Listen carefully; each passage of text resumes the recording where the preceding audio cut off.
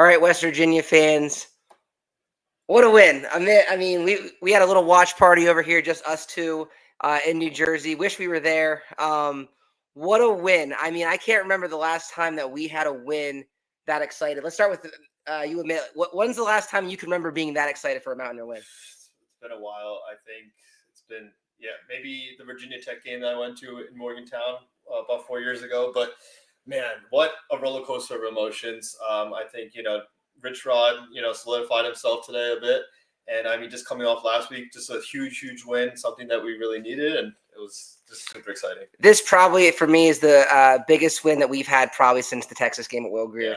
Yeah. I have that same feeling. Now there was more on the line for that one, but when you're trying to establish a culture and the fact that we got that win, being down was just like so exciting. And I also I think it eases the pain from last year's loss. Like when I was doing the preview show, getting ready for this game, I couldn't even look at the highlights from last year because we blew a game. Now it's like we got revenge on them last year because now they're the ones who blew a double-digit lead late in that game. Yeah, no, absolutely. We've had some heartbreaking losses to them over the last 4 years, and just to you're down 24-14, things weren't looking great, and then I mean just that fourth quarter with Nico, and then what we were able to do on the ground with Ty Edwards today, just a great win, and just I'm super proud to be a Mountaineer tonight. I mean, I've never seen Rich Rod that excited.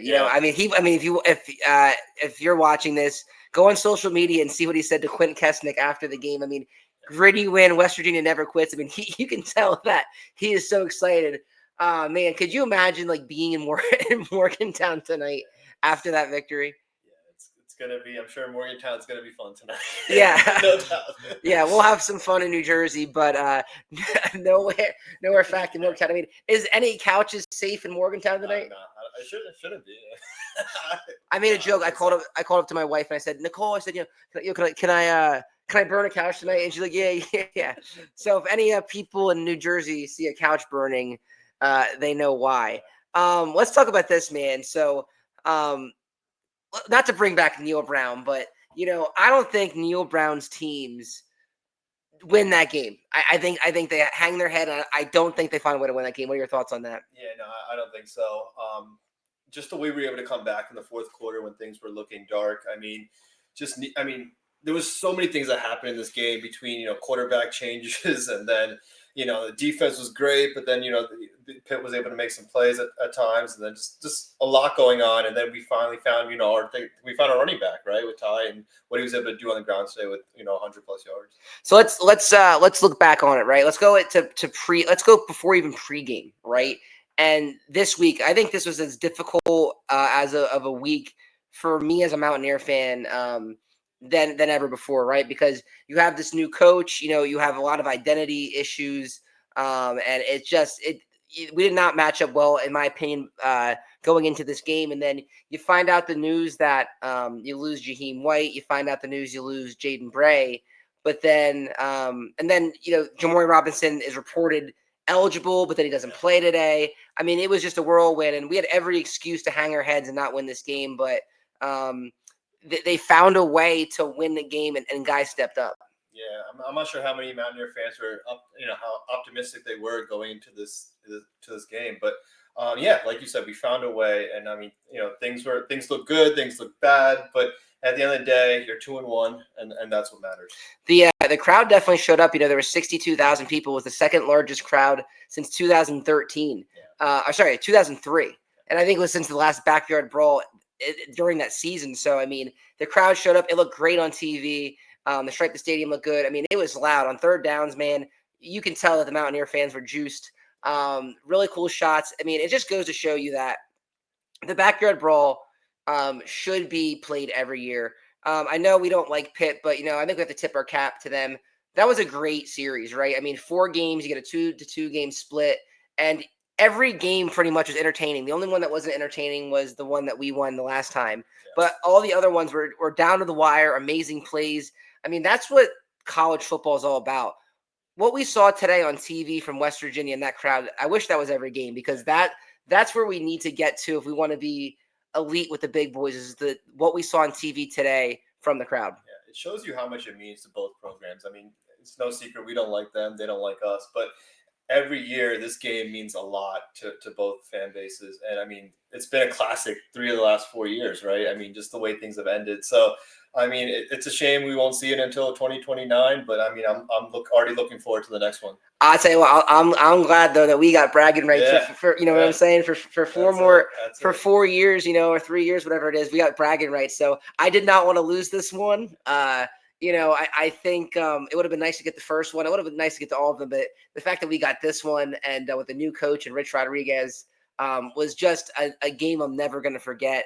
Let's talk about momentum, man. I think for the rest of the season now, this can really give us momentum. I'm not sure about you, but I felt like we found our identity offensively in the fourth quarter of that game. Yeah, absolutely. I mean, Ronnie Gallagher was making some plays, and then, I mean, the touchdown late, right?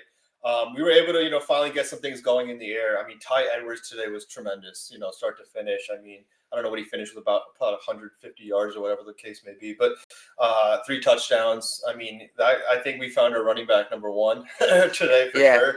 And I mean, Nico was able to make some plays late. And we had to go through a couple things over the course of the game, but I think the way it ended going into Big 12 play, I mean, super, super huge win. Yeah, man, I've been pounding the desk all off season about Ty Edwards. We were looking at this. I did a YouTube short like 2 months ago on Ty Edwards, and now people are already commenting on it saying, Ty for Heisman and stuff. So it just made too much sense for me. The guy has had over 1,000 yards at Northern Iowa last year. His tape speaks for itself of how big and physical he is. He reminds you of C.J. Donaldson. It feels like you kind of closed that gap with what you had in C.J. I'll tell you what, man, 150 yards we said, right? 2 tutties. Yeah. I mean, he makes up for a bad offensive line. Even when he doesn't have the blocks, he just falls forward and gets 3 or 4 yards. Sky's the limit for him. I'm really excited to have him now. I think we found him. Is it safe to say that we found our quarterback now? I think that competition might be over now with Nico. I mean, after you saw what you saw today. I mean, I think so. I think with Nico, what he was able to do late, right? I mean, we put Scotty Fox in to start the second half, and I mean, those 2 picks were big, right? I mean, he's a freshman, right? He's gonna make some mistakes, and then they put Jalen in as well. But I think just moving the ball, right, and making plays when you need to make them, I think Nico is the best option moving forward. Yeah, I think so too. I mean, let's talk about the decision. I mean, if we would have lost this game, and I'm not gonna lie, I had some graphics up if we lost. I think this one would have been probably on Rich Rodriguez because I think we panicked a little bit at the quarterback position, putting Scotty Fox in to start the second half. While I think it was a decent idea to begin with, after the first drive or two, especially after the first pick, you cannot put him back out there against a veteran defense like that has Kyle Lewis and they have a lot of good studs up front. Rich Rod would have caught a lot of flack if he didn't win this game because of that decision. What are your thoughts on that? Absolutely. I mean, Scotty obviously had that screen that went for 50 plus yards. But then after that, he throws that pick, and that was a bad pick. And then after that, I thought, they would either go back to Nico or put Jalen in. But then when he threw that second pick, I'm like, man, that turned the game, right? I mean, you just can't make those plays.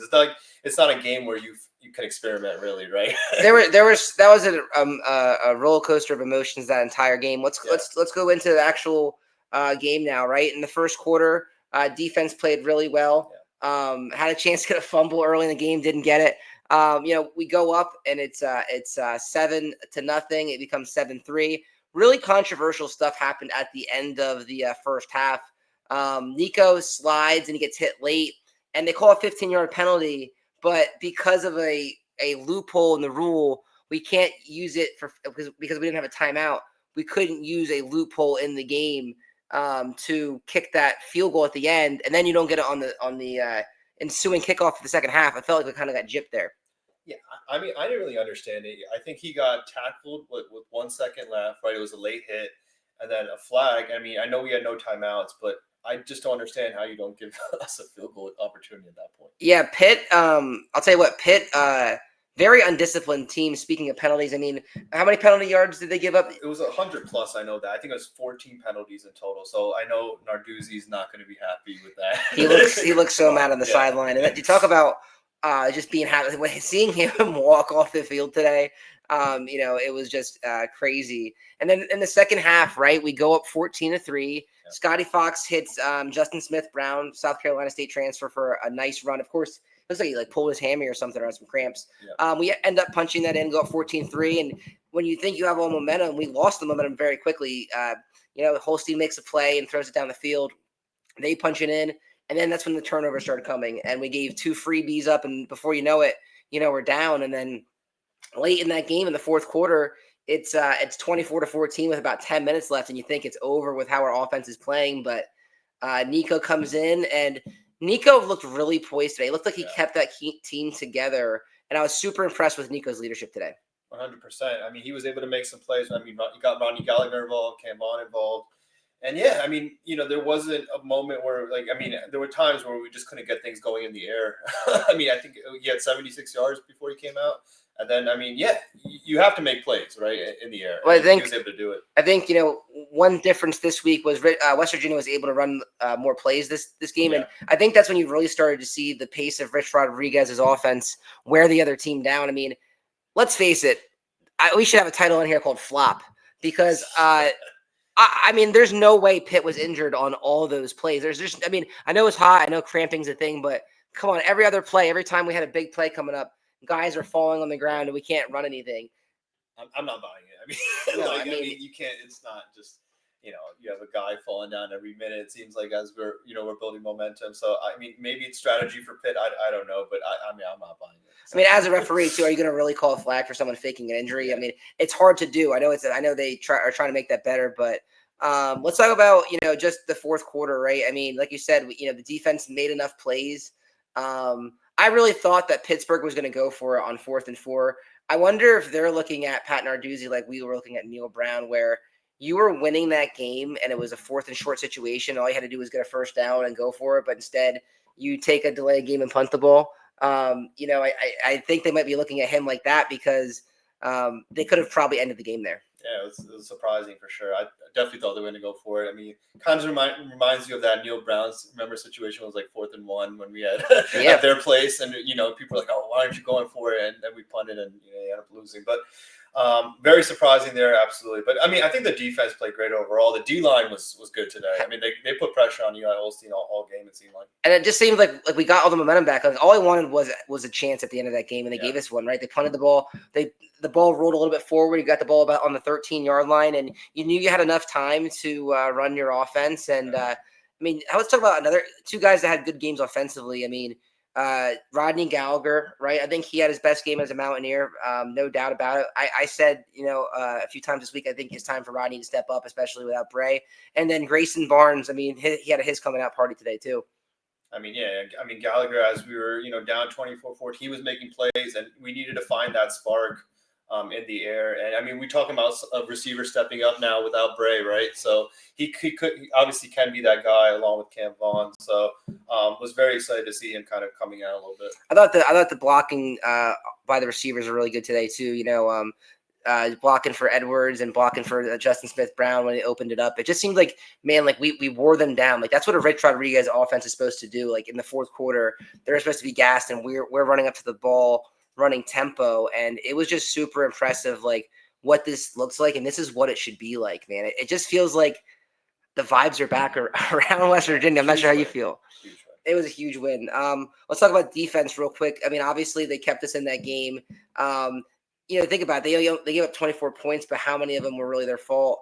There was some borderline stuff going on out there. I mean, they called a late hit penalty. I forget who was called. West Virginia would have been off the field, and instead Pittsburgh gets the ball and scores a touchdown on the next play. But look how many times they were in bad positions in this game and just kept us in the game and made stops when it really counted. Yeah, I mean, the second straight week, right? The defense was effective, and I mean, Darius Lewis had that pick in the end zone too, right? I mean, my sleeper pick for this year. Yeah, he was a great pick, man. I loved his tape coming out of Akron.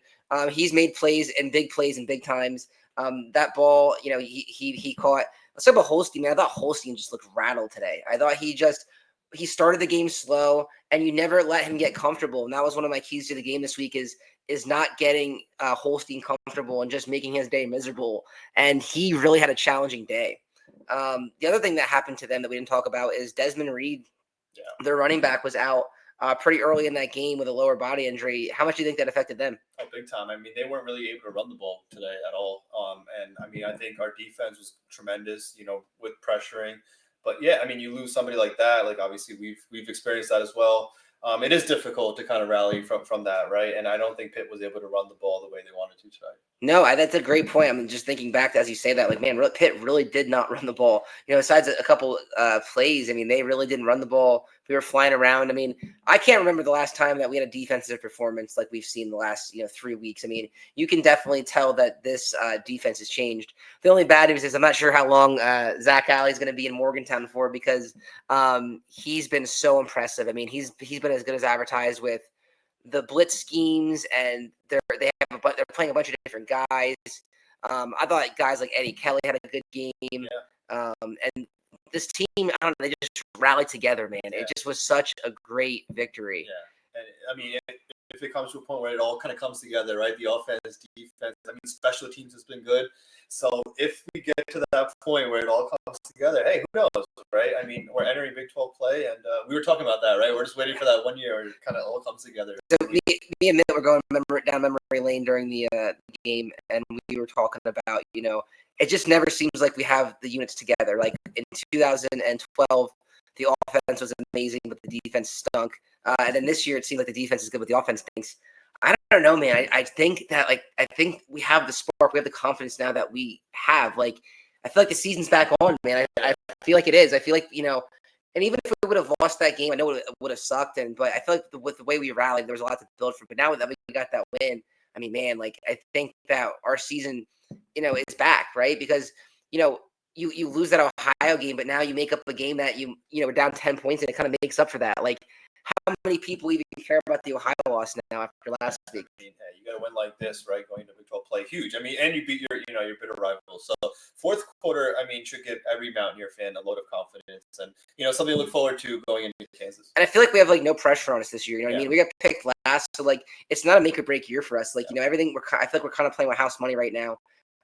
So we don't need to win the Big 12 right now. It'd be great if we could, but you got to take it one game at a time. But now we have some momentum, and if you look around the Big 12, I mean, let's be honest, a lot of teams struggled this weekend, right? I mean, Iowa State was struggling with Arkansas State. I believe they won that game. Kansas State was a team that you thought was going to be dominant. They're 1-3. Baylor has, they've been up and down. I mean, we don't even play half those teams I just mentioned, but you have to take it one game at a time. Next week's spot will be a little bit difficult. I mean, we're going to play Kansas on the road, and they're off of a bye. But you know what, dude? Who cares? Let's just enjoy this win and not worry about it. Final thoughts. So I'm gonna break down this game more tomorrow. I want to get my instant reaction out there and just talk about what we saw. But tomorrow, I'll probably put out a video more of the box scores, the stats, and just really breaking down this game when I'm not on this emotional high that I'm on. I mean, any final thoughts about the game? I mean, I think it's a huge win. I mean, I'm super excited, man. You get 400 plus yards. I mean, we found our running back number one, I think, with Ty Edwards. Quarterback number one. I am super excited. I mean, that fourth quarter just made me feel alive again, and I'm ready to go, man. I'm ready for Big 12 play, and let's go Mountaineers. I think we answered a lot of questions tonight. I think there's a lot of questions answered, right? The defense is legit, right? I mean, now it's not even a question. You went against a really good quarterback in Eli Holstein. Even the last 2 weeks, you went against Navarro and Holstein. I mean, those are two really battle-tested guys that can hurt you with their legs and hurt you with their feet. So that looks good. And you found a way to win. So when things get tough, that happens. Like you said, Ty Edwards now, right? We found our running back. Nico, you can rely on him. There's no need to pull him out of games anymore. That almost came back to bite us. Let him ride it out. He's only a junior. We have him for 2 more years. Scotty Fox, give him some packages when the time is right. But, we have the nucleus now, even being injured this week, to win some games. So I'm super excited. I know I'm going to have a good night. I know Mitt's going to have a good night. This one is going to be talked about for a long time in Morgantown. We're going to be definitely celebrating up here in New Jersey. That's all I got. So thanks again for watching. Please like and subscribe to the show. Let's go Mountaineers. Enjoy the Mountaineer victory. Have fun tonight. And we'll talk to you guys